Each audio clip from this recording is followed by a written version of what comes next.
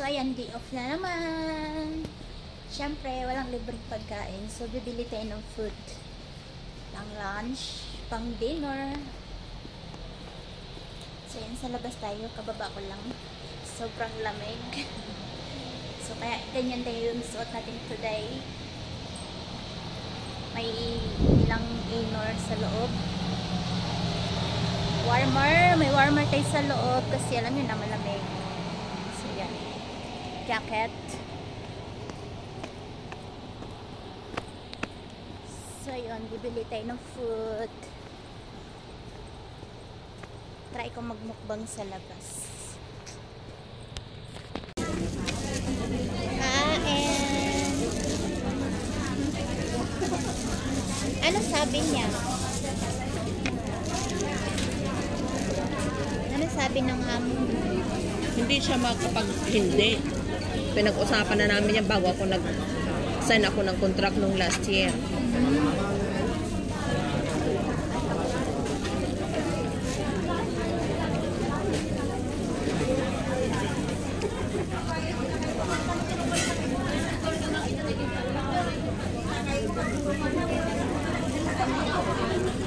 Tain ang mga amo ko.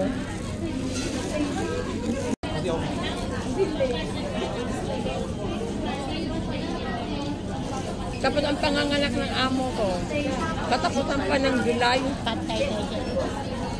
Tapos ang uwi ko, August 1. O, diba? Komplikado. Pero wala siyang magawa.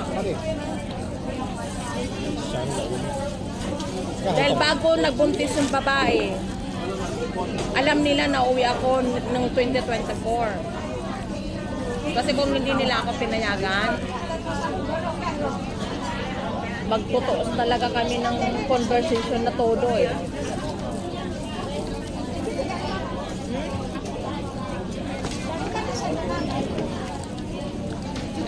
Kaya naman, matanda naman siya. Ha? Nandiyan naman si Lula. Kaya nga, sabi niya sa akin, is okay lang. Dahil andito naman si Mami. Hindi, lusot ako ah.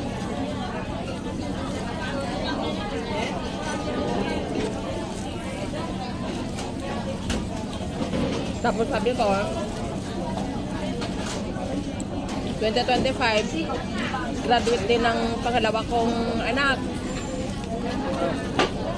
Mag-uusap naman kami niya pag kontrata na naman.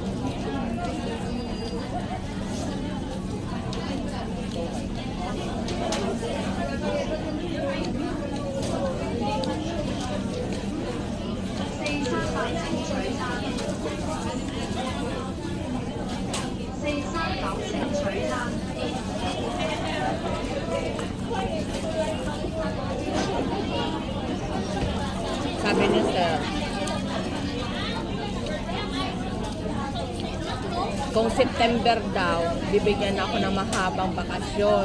Kasi maglilib siya eh. August daw is very busy. Sabi ko, sir, nagsasabi na ako sa'yo, ikaw ang mismo magsabi sa akin kung ilang days ako doon. Ang importante, makatindag ako ng relasyon ng anak ko.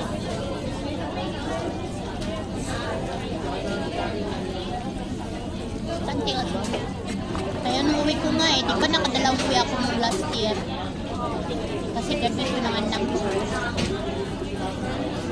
Tapos this year uwi naman tayo ulit. Pero secret pa yung buwan, secret pa yung... Basta secret pa yun, secret muna tayo.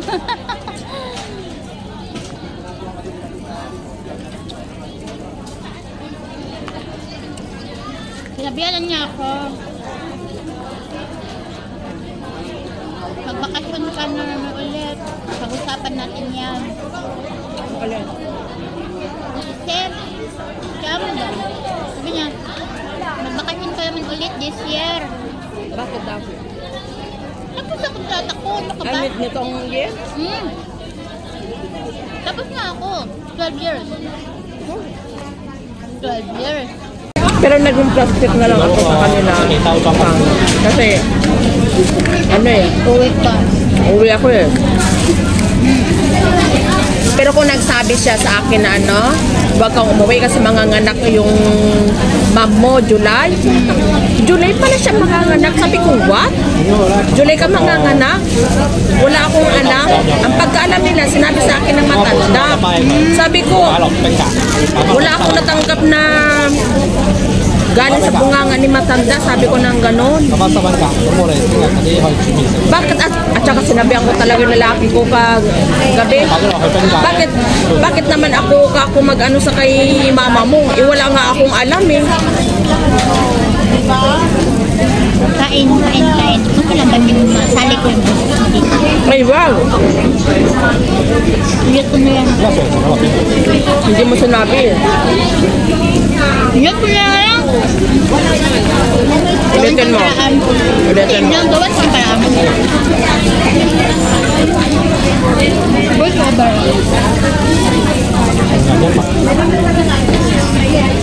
Tapos ubos na uwi. Ano yun eh? Kaanak lang yan. Walang pakalam. Problema na nila yon. Sabi ko, sir, importante na makauwi ako ng graduation ng anak ko. So ayan guys, habang kumakain namin, nagchika-chika-dora muna kami.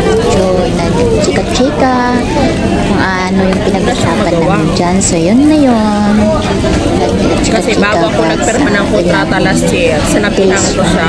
Bali, ganyan, chika-chika lang muna guys. Ayan, thank you sa mga nanonood, sa mga support dyan. So, ayun na nga guys, no? Habang nakain kami, nag-chika-chika muna kami. Minsan lang kasi kami nakikita.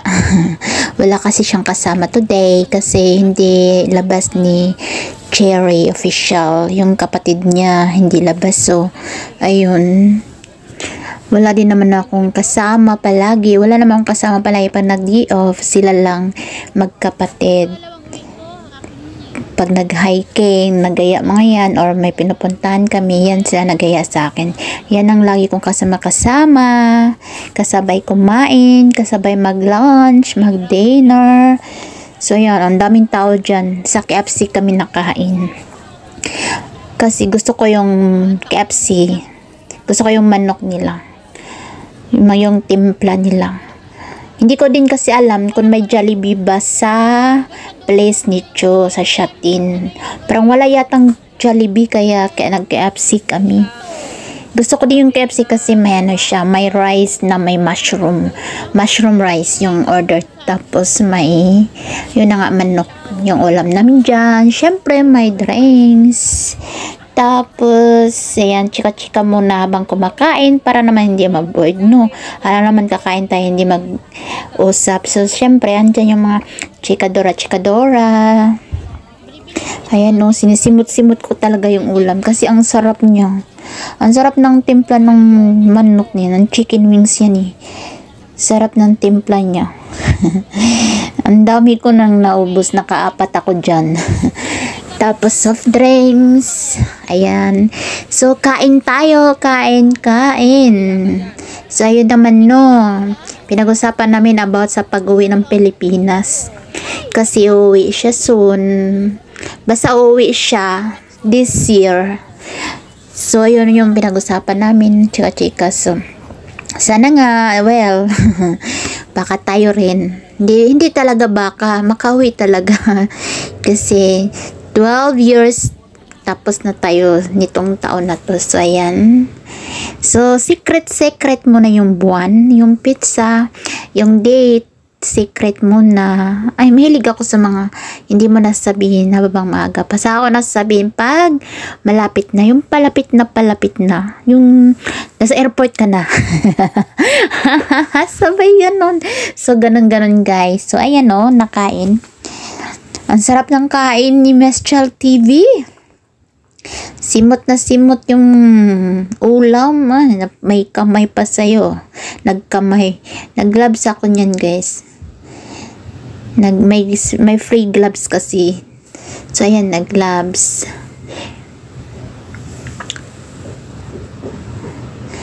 Patapos na kami yan eh. Malapit na kami matapos kumain. Pagkatapos na yan kumain, nag-ikot-ikot muna kami. Nagpunta kami dun sa mga shop-shop, nag-window shopping, natingin-tingin kung ano na yung bibilhin next labas. natingin ko saan bibili ng Vaseline, yung pang lips, yung ilagay sa lips kasi winter dito guys, kailangan mo talaga ng lip gloss, kailangan mo talaga ng, or yung Vaseline na lip balm, yun, kulay pink, meron ako kulay pink, so yun, kailangan namin yun, kailangan natin yun, lalo na pag winter, kasi minsan nagdadry yung lips natin, yung iba nga, nag-crack, sa sobrang lamig, ngayon nga, sobrang lamig, sumasakit yung ulo ko talaga, galing ko sa labas. So, yun, pagkatapos namin nag-window shopping, natingin-tingin, punta kami ng Watsons, napunta kami sa PriceSmart, nagpunta kami sa kahit saan na yung pinuntahan namin. Tapos yun, pagkatapos namin mag-usap, pagkatapos namin mag-gala-gala, so ay naka-decide ako na uwi na kasi nga sobrang lamig sa labas. At saka sumasakit yung ulo ko sa lamig. So yan guys, ayan na, patapos na kami dyan nakakain. Ang daming naghihintay dyan na bakanting upuan kasi maraming tao dyan. Maraming kumakain. So, kailangan mo talaga na mag-check, magtingin ng upuan kung may bakante. Tapos lalaki pa. Mag-reserve. So, ganun na guys. Ganun na ganun. Babae, lalaki. So, ayan. Thank you ulit sa mga nanonood. And then, hindi pa yan tapos. Sige, manood lang kayo dyan. Una-una sa lahat, thank you sa support talaga kay Miss Chel TV. Sa walang sawang sumusuporta at sa hindi nagsasawa. Thank you, thank you. Sa akin, yung ayan simot na simot ang ulam, guys. Simot na simot. Gusto ko talaga yung favorite ko kasi yung manok. Favorite ko yung ulam na yan. Fish, yung vegetables, yung manok, ayan, yan yung pinaka gusto kong kainin. Pero pag nauwi ako ng Pilipinas, ay pinaka ko talaga yung request yung seafoods like shrimp, yung mga clams, yan. Gusto ko. Tapos si urchin, yung swaki. Swaki sa amin, iwan ko kung ano yun sa inyo. Basta sa amin yung si urchin. Pangalan sa amin is swaki. Gusto ko yun. So, ayan guys, no? Patapos na kami nakain yan ni Chu. Pati yung soft drinks, nauhaw. Maanghang kasi yung manok, kaya panay ako inom ng drinks. So, ayan. Thank you guys. Thank you so much.